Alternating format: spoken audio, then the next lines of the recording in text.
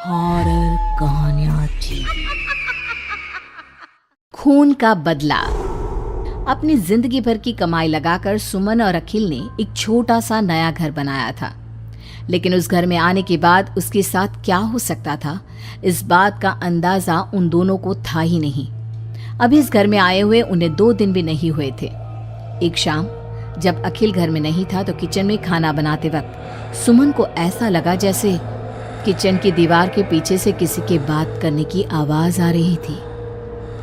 कौन हो सकता है यहाँ पर? इतना धीरे धीरे कौन बात कर रहा है? सुमन दीवार से कान लगाकर बात सुनने की कोशिश करती है, लेकिन उसे कुछ सुनाई नहीं देता। तभी अचानक घर की लाइट चली जाती है और दरवाजे पर जोर जोर से दस्तक देने की आवाज आती है। सुमन दरवाजे की तरफ दौड़ कर जाती है, लेकिन दरवाजा खोलने से पहले कोई आवाज उसके कान में धीरे से सुनाई पड़ती है।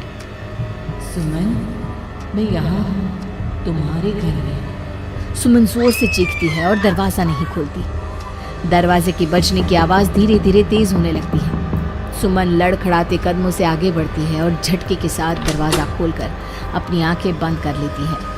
तभी अचानक से अखिल की आवाज सुनकर उसे होश आता है। सुमन, क्या हुआ? तुम इतनी घबराई हुई क्यों हो? अखिल, वो लाइट चली गई और कोई है इस घर में। अखिल, मुझे बहुत डर लग रहा है। वो किचन की दीवार के पीछे से किसी की आवाज आ रही थी। कैसी बात कर रही हो? तुमने खुद सारे लाइट की स्विच ऑफ किए हुए हैं। देखो, लाइट तो आ रही है। सुमन, तुमने घर में अंधेरा क्यों किया हुआ है? और किसकी आवाजें आ रही थी? चलो चलो, मैं जाकर चेक करता हूं। नहीं अखिल, मैंने लाइट ऑफ नहीं की। और मैं क्यों लाइट ऑफ करूंगी? ये देखो, ध्यान से देखो, घर के सारे स्विच ऑफ हैं। तुम भी ना कमाल करती हो सुमन। तुम्हारी तबीयत तो ठीक है? ये देखकर सुमन और भी ज्यादा डर जाती है कि सच में लाइट की सारे स्विच बंद थे। सुमन समझ नहीं पा रही थी कि ये सब किसने किया होगा।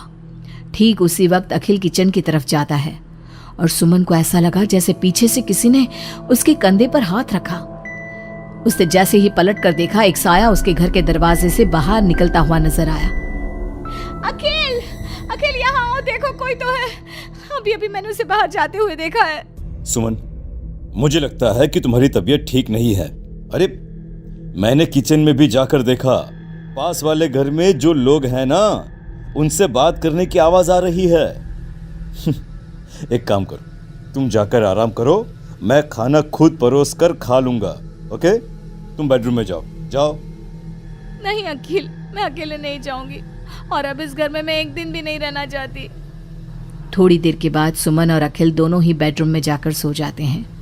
डर की वजह से सुमन को नींद नहीं आ रही थी, लेकिन फिर वो गहरी नींद में सो जाती है और सुबह जब सोकर उठती है तो उसने देखा कि अखिल ऑफिस के लिए तैयार हो गया था। अखिल, आप कहाँ जा रहे हैं? मुझे इस घर में अकेला छोड़कर आप कहीं नहीं जा सकते। देखो सुमन, मेरा ऑफिस जाना बहुत जरूरी है। कल तुम ऐसे ही डर गई थी। अब परेशान मत हो और मैं ब्रेकफास्ट बाहर कर लूंगा। ओके? जब तुम्हारी तबीयत ठीक लगे तो तुम खाना बनाकर खा लेना। और हाँ, अगर तुम कहो तो मैं तुम्हारे लिए बाहर से खाना भिजवा दूं। नहीं अखिल, उसकी कोई ज़रूरत नहीं है। मैं अपने लिए खाना बना लूंगी, लेकिन मुझे डर लग रहा है। डरने की कोई बात नहीं है। अभी मैं चलता हूँ, तुम अपना ख्याल रखना। चलो, गुड बाय। अखिल के जाने के बाद सुमन बाथरूम में नहाने के लिए चली जाती है और शावर ऑन करती है।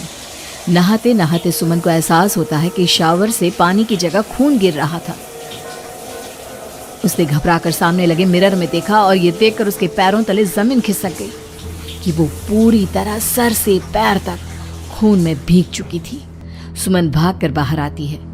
उसे अपने घर का पूरा फर्नीचर जला हुआ नजर आता है और उसके ठीक सामने खड़ी हुई थी एक औरत जिसने दुल्हन के कपड़े पहने हुए थे। उसके चेहरे पर लंबा सा घूंघट था और उसके शरीर से खून टपक रहा था। कौन हो तुम और क्या चाहती हो मुझसे? यहाँ क्यों आई हो तुम? मैं तुमसे तुम्हारा पति चाहती हूँ। मुझे अपना पति दे दो और मैं वापस चली जाऊंगी। लेकिन मेरा पति? अखिल, मेरा मतलब तुम्हें मेरा पति क्यों चाहिए? हमने क्या बिगाड़ा है तुम्हारा? तुमने नहीं, हर सुहागन औरत मेरी दुश्मन है, और जब भी मेरी आंखों के सामने कोई औरत अपने पति के साथ नजर आती है तो मैं उसे जिंदा नहीं छोड़ती। लेकिन तुम ऐसा क्यों करती हो? और प्लीज मैं तुम्हारे आगे हाथ जोड़ती हूँ, तुम मुझे और अखिल को जाने दो। हम दोनों हमेशा के लिए ये घर छोड़कर चले जाएंगे। अब ऐसा नहीं हो सकता। एक बार जो इस जमीन के आसपास से गुजर जाता है उससे फिर हमेशा के लिए मेरे साथ इस जमीन के नीचे मेरी दुनिया में चलना पड़ता है। और तुमने इस जमीन के ऊपर अपना घर बनाकर अपनी दुनिया बसाने की कोशिश कर ली। अचानक से वो औरत सुमन को उसके बाल पकड़कर जमीन पर घसीटने लगती है। सुमन दर्द से जोर जोर से चीखती है, लेकिन उसकी आवाज उसके घर की दीवारों के अंदर दब कर रह जाती है।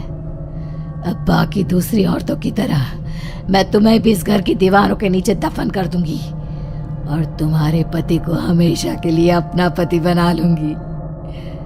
जानती हो, मेरी भी शादी हुई थी, लेकिन शादी के ठीक बाद मांग में सिंदूर भरकर मेरे पति ने गला घोट कर मेरी हत्या कर दी और इस जमीन के नीचे मुझे गाड़ दिया।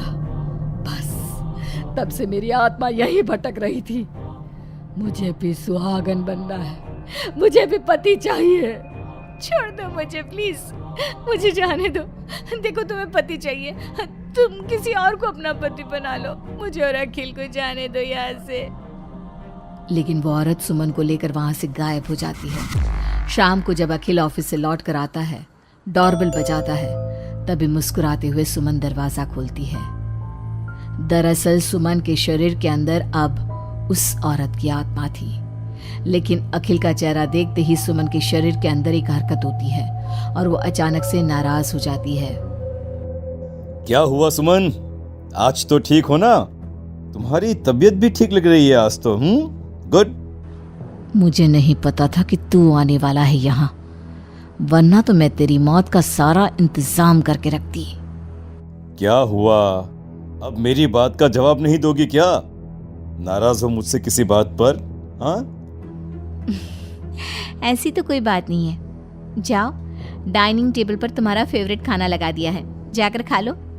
हाँ, खुशबू तो बहुत अच्छी आ रही है। वैसे भी सुबह से कुछ खाया नहीं है। थैंक यू यार, मैं जल्दी से जाकर खाना खाता हूँ। ओके? अखिल जैसे ही खाने की कटोरे का ढक्कन हटाता है तो वो हैरान रह जाता है कि वहां पर सुमन का कटा हुआ हाथ था। उसमें पहनी हुई चूड़ियों से वो सुमन के हाथ को पहचान जाता है। खाने की जगह सुमन के शरीर के छोटे छोटे टुकड़े काटकर उस आत्मा ने अखिल के सामने परोस दिए थे। अखिल घबराकर वहां से भागने लगता है। तभी सुमन के शरीर में मौजूद वो आत्मा अपने असली रूप में आकर अखिल के सामने खड़ी हो जाती है।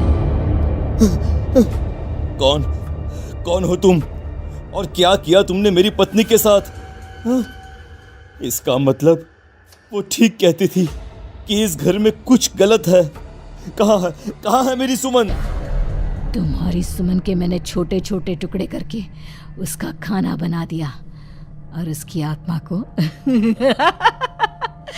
मैंने इस घर की जमीन के नीचे दफन कर दिया है। वो कैद हो गई है यहाँ हमेशा के लिए। तुम भी उसके पास जाना चाहते हो? मगर क्यों किया तुमने ऐसा? क्या दुश्मनी थी तुम्हारी और मेरी पत्नी?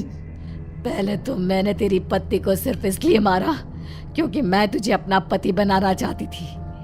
मेरी आत्मा जो पूरे एक जन्म से किसी से शादी करने के लिए तड़प रही है, उसकी हसरत पूरी करना चाहती थी मैं।